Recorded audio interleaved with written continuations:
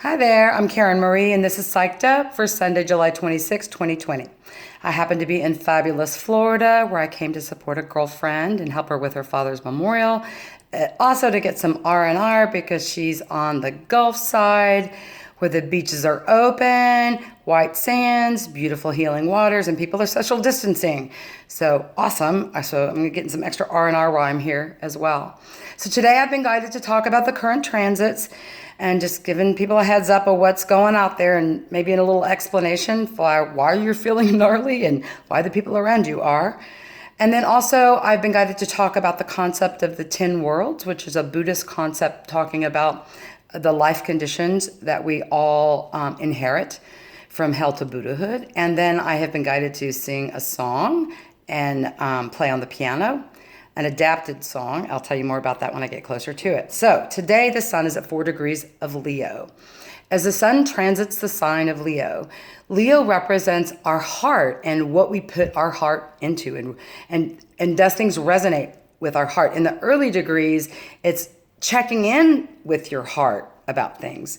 And so at 4 degrees is a really kind of a gnarly, wobbly placement, because it can really bring up emotional insecurities. It can bring temper tantrums. It can be unexpected emotional outbursts.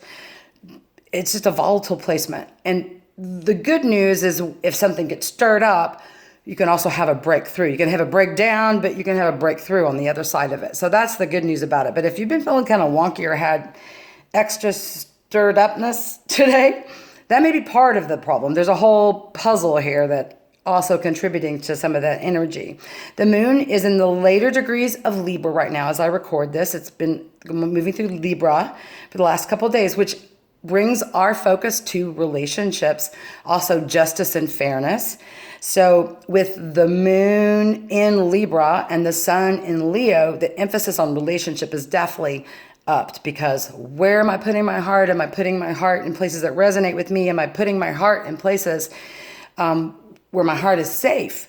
And then am I putting my heart in relationships that are safe? Am I putting my heart in relationships that are giving me back what I'm putting in? Is it fair? Is it just? We'll be moving later this evening. The moon will be moving into Scorpio. Very psychic placement for the moon to go through Scorpio tonight and tomorrow. You'll be having, not necessarily, you can have dreams that are vivid. Intuition can be heightened. If you're paying attention, it's a great time to try to drill down and get in touch with your intuition, because when the moon's moving through Scorpio, the veil's even thinner than usual to be able to tap into that. Also, Scorpios are the secret keepers. Scorpions, you find them underneath the rocks. So you may have secrets revealed in your personal life, we may have secrets revealed in the world. There may be secrets that show up, things that we didn't know. Oh my God, I can't believe that, showing up as the moon goes through Scorpio. So that will start later this evening and into tomorrow. We have Mercury's finally got back to the place where it stationed retrograde. It's at 14 degrees of Cancer right now. So we have had Mercury retrograde recently. So Mercury classically wreaks havoc on communication and relationships when it's retrograde. It's in the sign of Cancer, which is about feelings. The planet that rules the head has been in the sign for feelings, and it can make us confused about what we feel about things. We're trying to think our way through feelings. Venus is the opposite. It's in Gemini.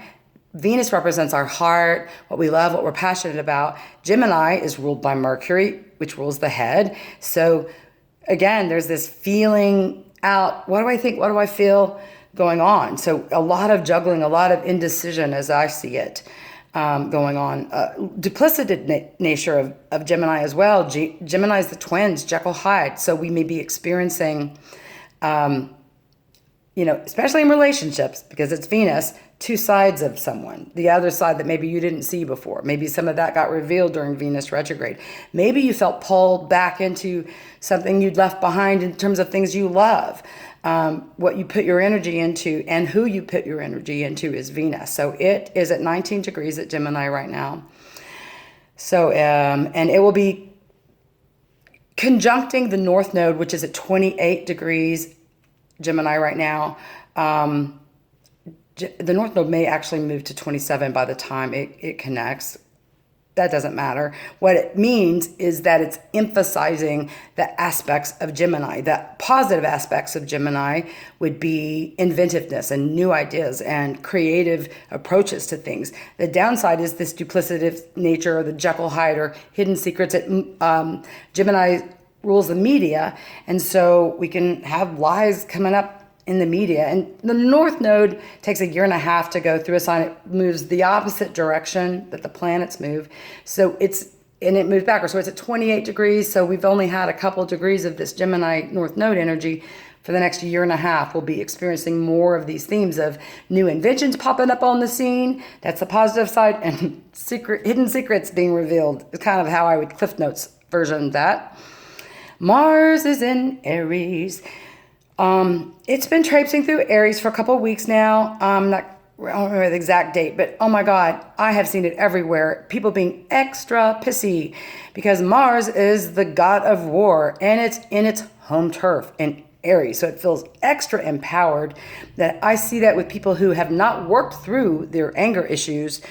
They have a tendency to blame and point the finger at the people around them. So it's activating anger is what I'm seeing. And it's gone over Chiron, the wounded healer, emphasizing anger around where we've been wounded, or energy into that. Chiron is all about us healing these wounds, so it becomes a place of strength. But we need to see what the wounds are before we heal them. And so a lot of times when a planet interacts with Chiron, it brings the issues of that planet up. And so Mars would be bringing the woundedness we've had from warring with other people, not being heard, not being validated, not being valued, not being able to put our energies where we want to put them. Those kind of things would have been coming up. Also, it's about to be, well, it already is, it's 5 degrees from Black Lilith right now, and it'll be coming more and more conjunct with that. Black Lilith is our fears, so it's activating, it stomped over our woundedness, and now it's activating our fears. Like we need something activating our fears right now. It's going to be conjunct with Aries, which is an asteroid that is like a war goddess. She's on the battlefield with Mars and Aries fighting. And she has been in a square with Pluto since the protests started. And she stays locked into the square for the rest of the year. So this protest theme that's already started will be continuing.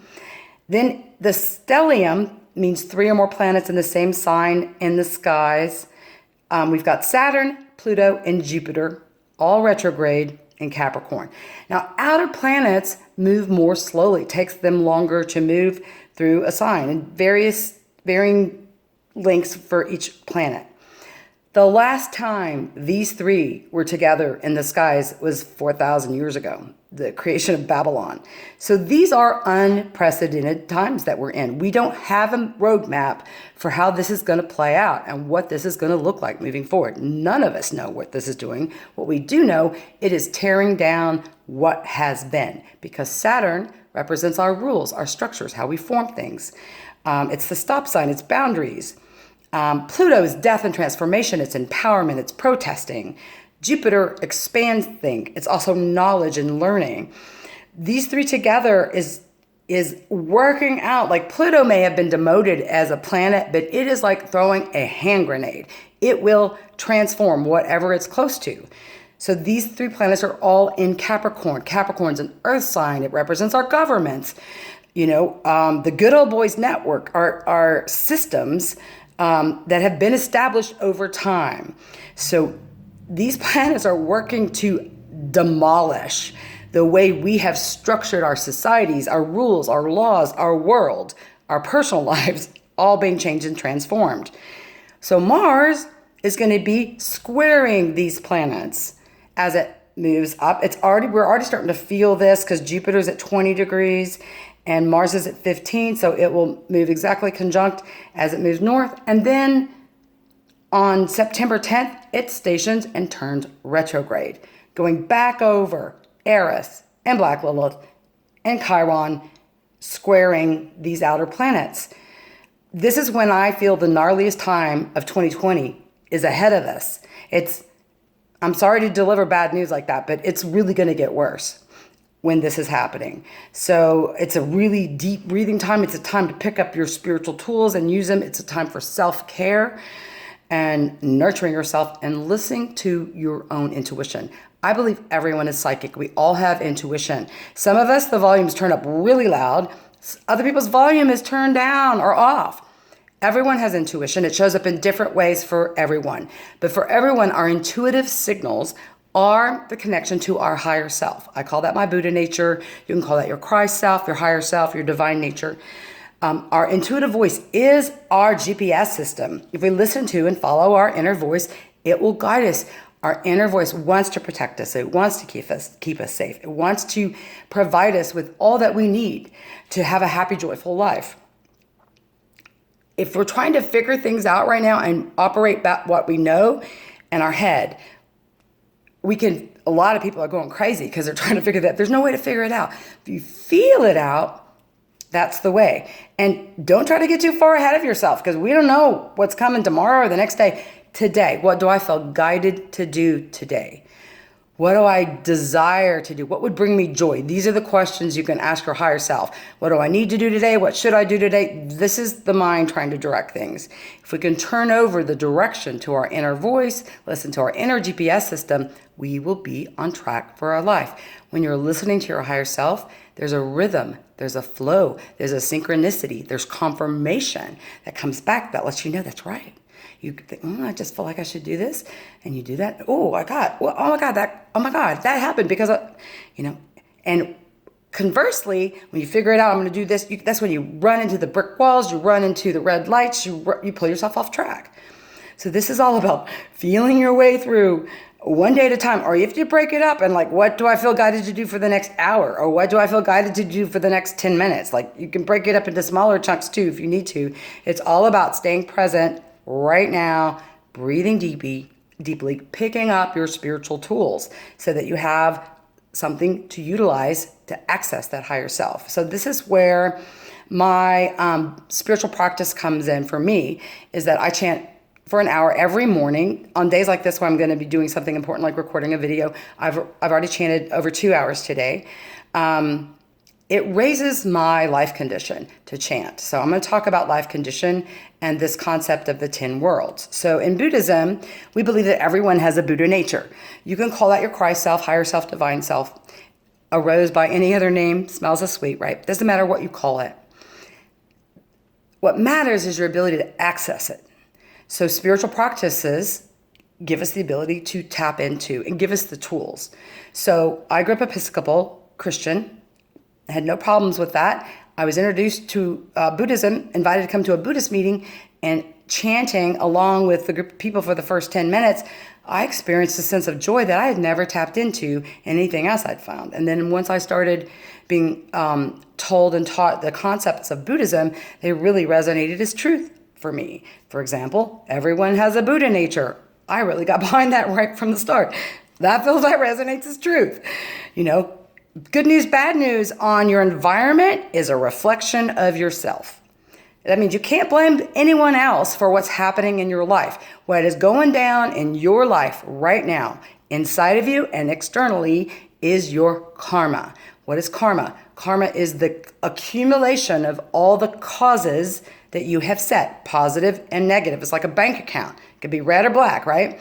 So, and it's for over all our lifetime. So we can't really fathom what our karma is, but we can look to our life to get a guess of where we've done good things. Like when you have fortune and benefits that show up on a regular basis and in a regular way in your life, those are from positive causes you've set. If you have the negative karma showing up, that's also a reflection of your karma. So you can transform your karma and then change your environment and reflection. If you own everything that's going down for you, it's a huge benefit in your life. Because you have power and control then to change things. You don't blame other people then. You go, okay, what is in me that is drawing this experience to me? That's how a Buddhist would look at it instead of that person is dead.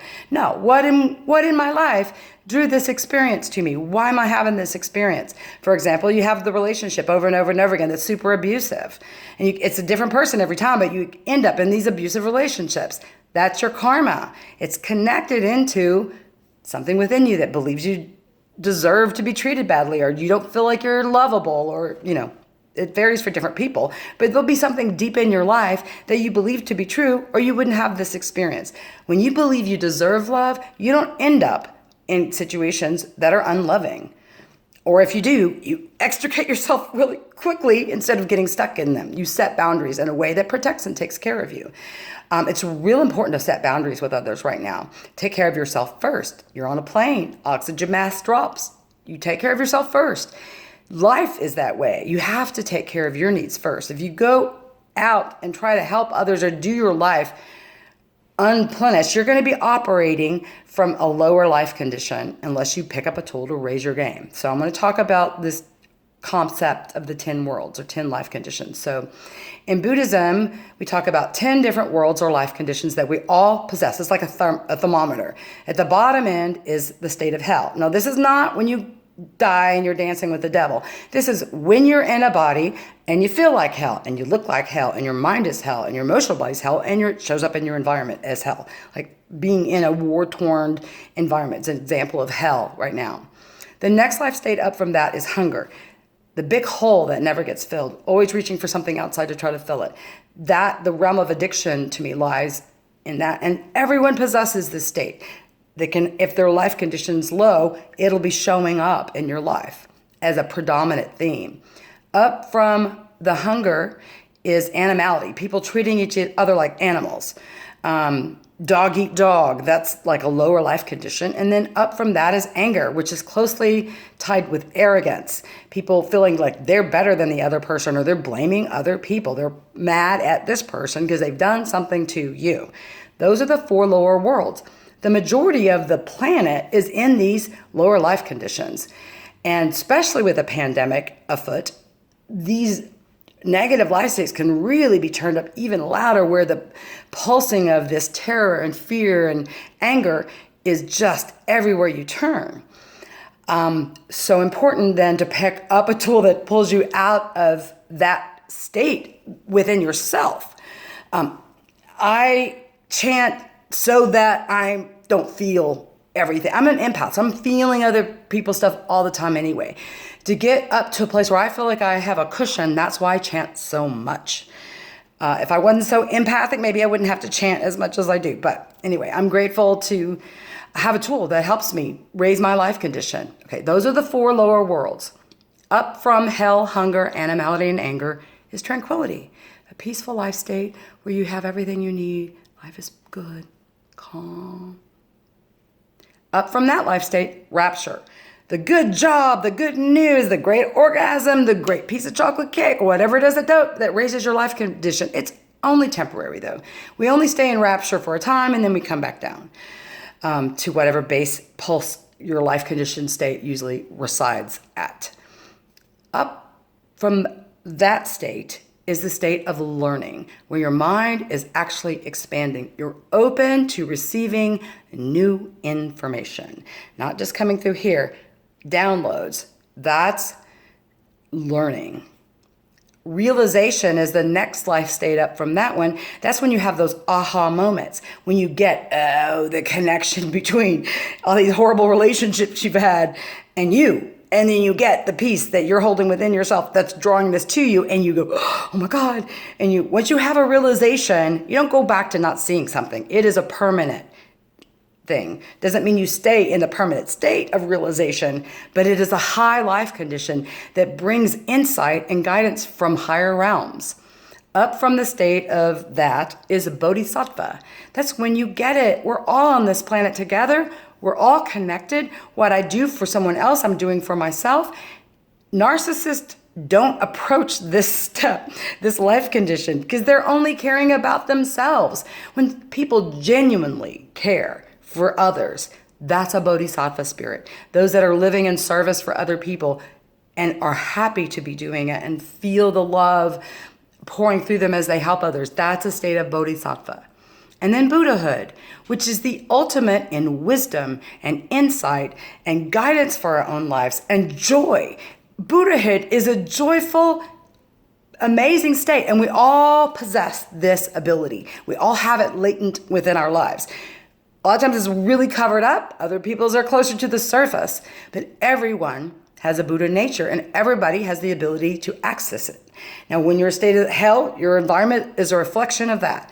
When you're in Buddhahood, your environment is a reflection of that as well. People bring offerings to the Buddha. You have beautiful love showing up in your life everywhere you turn. Things are a beautiful, blissful paradise in your life when you're in the state of Buddhahood. And so the goal is to raise your life conditions so that your environment is being reflected out of the higher life conditions instead of the lower ones. That is the tools that I pick up in my Buddhist practice to be able to access myself and raise my life conditions. So it goes beyond philosophy and concepts.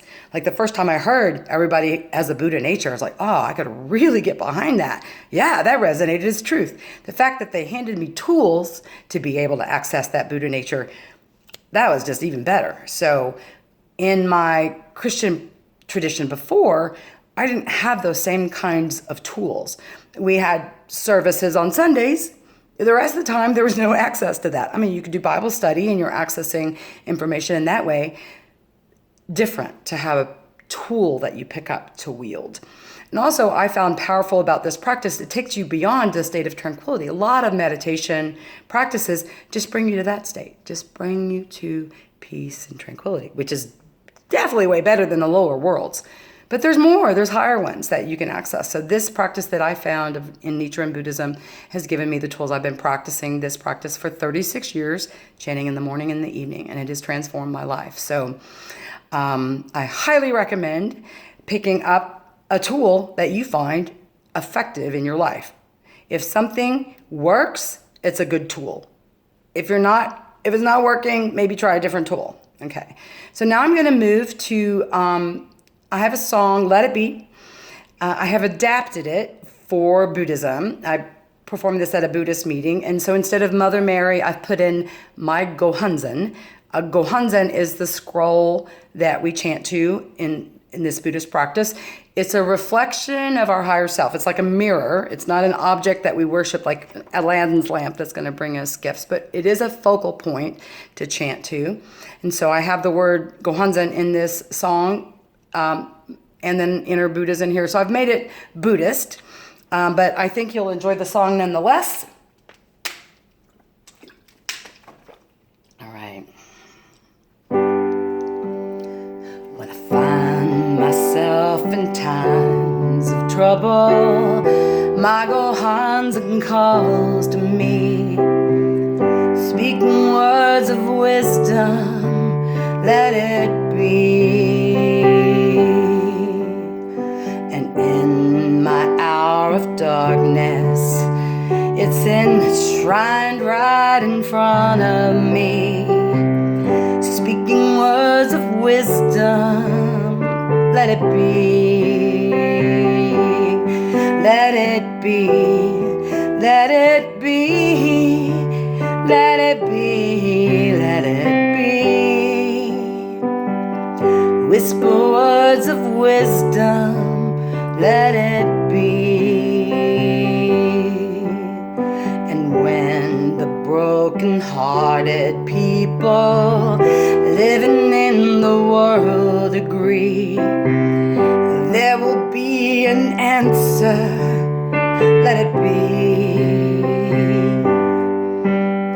For though they may be parted, there is still a chance that they will see. There will be an answer, let it be, let it be, let it be, let it be, let it be. Whisper words of wisdom, let it be. And when the night is cloudy, there is still a light that shines on me. Shine until tomorrow, let it be. I wake up to the sound of music, my inner Buddha I can see, speaking words of wisdom, let it be, let it be, let it be, let it be, Whisper words of wisdom, let it be, let it be, let it be, let it be, let it be. Whisper words of wisdom, let it be. All right, so I'm going to end with a sancho, which means to chant Nam Myoho Renge Kyo 3 times. Nam Myoho Renge Kyo is the mantra that I use to access this Buddha nature. Nam means to fuse your life with or to devote yourself to. Myoho means a mystic law, or in this case, it's the mysterious essence that permeates the universe. It's what I would call God. Renge is cause and effect, and Kyo is sounds, rhythms, and vibration. So the mantra is used to tap into your own Buddha nature, to fuse your life with the rhythm of the universe. Okay? Nam Myoho Renge Kyo. Nam Myoho Renge Kyo. Nam Myoho Renge Kyo. Peace.